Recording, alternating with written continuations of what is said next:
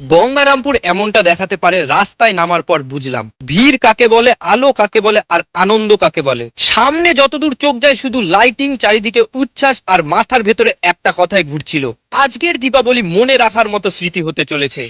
সত্যি কথা বলতে এ বছরের দীপাবলি মানে শুধু আলো নয়, গায়ে কাটা দেওয়ার মতো অনুভূতি।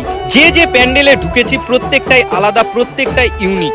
কোথাও থিম, কোথাও ক্রিয়েটিভিটি, এক কথায় গঙ্গারামপুর বলছে আমি সেরা। চলো তাহলে শুরু থেকে শুরু করি। গঙ্গারামপুরে ঢুকতেই বুঝে গিয়েছিলাম আজ রাতটা একেবারে অন্যরকম হতে চলেছে। সবার আগে আমরা চলে এলাম ভাতৃ স্পোর্টিং ক্লাবে। ভাই প্যান্ডেলটা দেখে মাথা ঘুরে গেল, এত বড়, এত ভিড়, আর প্রতিটা কারুকার্য যেন চোখ আটকে রাখে।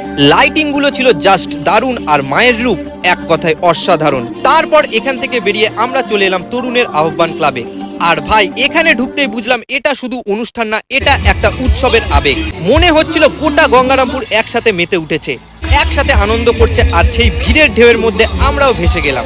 নাচানাচি, উচ্ছ্বাস আর আনন্দের ওই মুহূর্তগুলো জমিয়ে উপভোগ করার পর আমরা সোজা এলাম প্যান্ডেলটা দেখতে। আর সত্যি বলছি, প্রথম দেখাতেই বুঝে গেলাম এটা স্পেশাল হতে চলেছে। প্যান্ডেলের বাইরে যতটা আকর্ষণ দেখেছিলাম, ভেতরে ঢুকে তার থেকেও হাজার গুণ বেশি চমক অপেক্ষা করছিল। ভেতরে ঢুকেই মনে হলো আমি যেন কোনো অন্য প্ল্যানেটে চলে এসেছি। এত ইউনিক, এত ক্রিয়েটিভিটি, আর এত নিখুঁতভাবে সাজানো, সত্যি ভাবতেই পারিনি। প্রতিটা ডিটেলিং, প্রতিটা রং, প্রতিটা আলো, চোখ সরানোই যাচ্ছিল না। আর প্রতিমার রূপ একেবারে মুগ্ধ করে দেওয়ার মতো।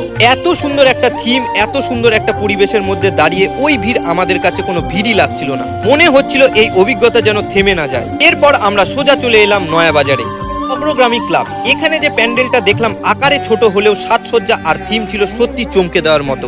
ছোট্ট জায়গার মধ্যে এত সুন্দর করে, এত গোছানোভাবে একটা থিম ফুটিয়ে তোলা যায়, এটা না দেখলে বিশ্বাসই করা যায় না।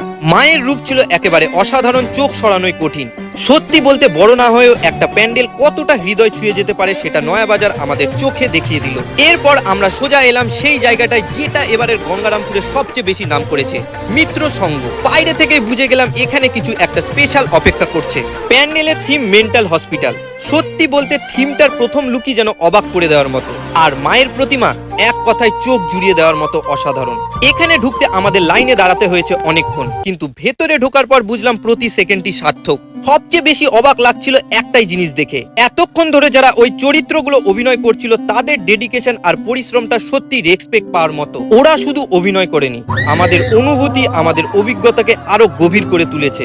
তারপর আমরা পৌঁছে গেলাম কালদিঘির পদাতিক ক্লাবে। প্রথম দেখাতে লাইটিং চোখ কেড়ে নিল। ভেতরে ঢুকে আবারও চমক, এত ইউনিক থিম, এত সুন্দর সাজসজ্জা, মানতেই হবে গঙ্গারামপুর এবছর সত্যি সবাইকে অবাক করে দিয়েছে। আর মায়ের রূপ স্বর্গীয়।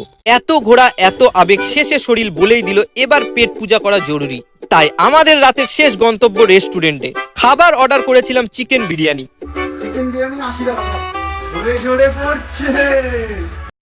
গঙ্গারামপুর আলোয়, ভিড়ে, আনন্দে আর অবিশ্বাস্য থিমে ভরা এই শহরটা শুধু দেখা যায় না, অনুভব করা যায়। যদি গঙ্গারামপুরকে তুমি সত্যি ভালোবাসো তাহলে এই ভিডিওটা শেয়ার করো। দূরে যেই থাকুক সবাই জানুক আমাদের শহরও কিছু কম নয়।